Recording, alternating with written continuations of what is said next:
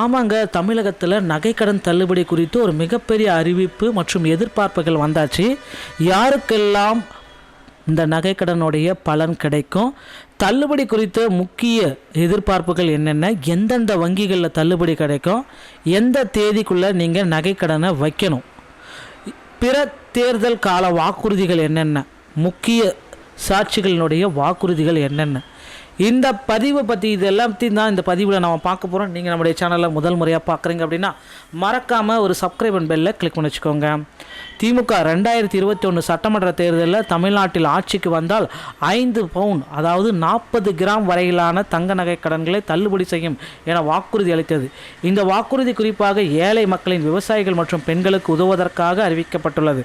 முதல்வர் மு.க. ஸ்டாலின் தலைமையிலான திமுக ஆட்சிக்கு வந்த பிறகு இந்த வாக்குறுதியை நிறைவேற்றும் முயற்சிகளை மேற்கொண்டுள்ளது. அந்த வகையில் செப்டம்பர் 21ஆம் தேதி 2021 13ஆம் தேதி அன்று முதலமைச்சர் ஸ்டாலின் அவர்கள் மார்ச் 31, 2021 வரை கூட்டுறவு வங்கிகளில் பெறப்பட்ட 5 சவரன் அல்லது அதற்கு குறைவான நகைக்கடன்கள் அனைத்துமே தள்ளுபடி அப்படின்றத குறிப்பிட்டார்.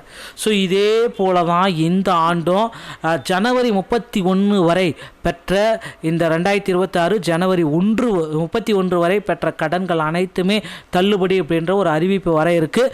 ஒருவேளை எக்ஸ்டெண்ட் ஆனால் கூட மார்ச் 31, 2026 வரைக்கும். ஏன்னா தேர்தலுடைய தேதி அறிவிப்பதற்கு முன்னாடி இதை பார்த்தீங்க அப்படின்னா நமக்கு வெளியிட போகிறாங்க. ஸோ அதை பற்றி நீங்கள் கவலையே பட வேண்டாம் மக்களே. தேர்தல் தேதி அறிவிப்புக்கு முன்னாடி இதோடைய மிகப்பெரிய ஒரு அப்டேட்டு வரும் என்பதை நாம் எதிர்பார்க்கலாம். ஸோ இப்போ பார்த்திங்க அப்படின்னா இன்னொரு விஷயம் பார்த்திங்கன்னா நகைக்கடன்களில் இன்னொரு விஷயம் உத்தரவு அப்படின்றது ஒரு குறிப்பிட்டே சொல்கிறாங்க. தமிழக அரசு இந்த அறிவித்த உத்தரவால் 13.12 லட்சம் பேர் பயனடைஞ்சிருக்காங்க. மொத்தம் 4,818 கோடி ரூபாய் மதிப்பிலான நகைக்கடன்கள் அனைத்துமே தள்ளுபடி ஆகியிருக்கு அப்படின்றதையும் குறிப்பிட்டே சொல்லிட்டாங்க. ஓகேங்களா? ஸோ நகைக்கடன் தள்ளுபடி புதிய அறிவிப்புகள் மற்றும் எதிர்பார்ப்புகள் என்னவாக இருக்கும் அப்படின்னு பார்த்தீங்கன்னா, தள்ளுபடி திட்டம் அப்படின்னு பார்க்குறப்ப 3 முதல் 5 சவரன் வரைக்கும் இதில் தள்ளுபடி அப்படின்றது எல்லாருமே எதிர்பார்த்த ஒரு விஷயந்தான். தற்பொழுது பார்த்திங்க அப்படின்னா 3 சவரன் நகைக்கடன் தள்ளுபடி செய்யப்படலாம். ஸோ வாய்ப்புகள் அதிகமாக இருக்குது. இருப்பினும் பார்த்திங்கன்னா 5 சவரனாக இது மாற்றணும். ஏன்னா நகையோட ரேட் பார்த்திங்கன்னா நாளுக்கு நாள் ஏறிட்டே இருக்குது. ஸோ இதோடைய அறிவிப்பு எப்போ வரும் அப்படின்றது தான் இப்போ கேள்விக்குறியாக இருக்குது. ஸோ தேர்தல் வாக்குறுதி பார்த்திங்கன்னா அந்த பொங்கலுக்கு பிறகு அறிவிக்கிறதுக்காக, அதில் பொங்கலுக்கு பிறகு வர வாக்குறுதிகளில் கண்டிப்பாக நகைக்கடன் தள்ளுபடி குறித்து ஒரு மிகப்பெரிய ஒரு அப்டேட் இருக்கலாம் அப்படின்றத பற்றி தான் நான் எதிர்பார்க்குறேன். பொறுத்து இருந்து நம்ம பார்க்கலாங்க. ஸோ இந்த தேதி விவாதித்தவங்கள் எல்லாமே பார்த்திங்கன்னா பிப்ரவரி முதல் வாரத்தில் வெளியாகலாம் என்ற எதிர்பார்ப்புகள் வருது. பொறுத்து இருந்து நம்ம பார்க்கலாம். ஸோ தற்பொழுதைய நிலையில் உறுதி செய்யப்பட்டவை கூட்டுறவு வங்கிகள், மத்திய கூட்டுறவு வங்கிகள் மற்றும் தொடக்க வேளாண் கூட்டுறவு வங்கிகள். இதில் கடன் பெற்றவர்களுடைய கடன்கள் அனைத்துமே தள்ளுபடி பட போகிறாங்க. ஸோ பரிசீலனையில் உள்ள வங்கிகள் அப்படின்னு நம்ம பார்க்குறப்ப நேஷனலைஸ் பேங்க்ஸ் பார்த்திங்கன்னா ஒரு 8 பேங்க். ஸோ அந்த 8 பேங்க்குமே பார்த்திங்கன்னா தள்ளுபடி செய்கிறதுக்கு அதிகப்படியான வாய்ப்புகள் இருக்குது அப்படின்றத தெளிவாக நமக்கு குறிப்பிட்டிருக்காங்க. ஸோ இந்த நகைக்கடன் தள்ளுபடியில் யார் யாருக்கெல்லாம் இந்த பலன்கள் உடனடியாக கிடைக்கும் அப்படின்றது தான் இப்போ கேள்விக்குறியாக இருக்குது. ஏழை விவசாயிகள் இந்த திட்டத்தின் முக்கிய பயனாளிகளாக ஏழை விவசாயிகள் மற்றும் முன்னுரிமை பயன்படுத்தவர்கள் எல்லாமே பட்டியலில் இருக்கிறவங்களுக்கு எல்லாத்துக்குமே இந்த நகைக்கடன் தள்ளுபடி உடனடியாக கிடைக்கும்.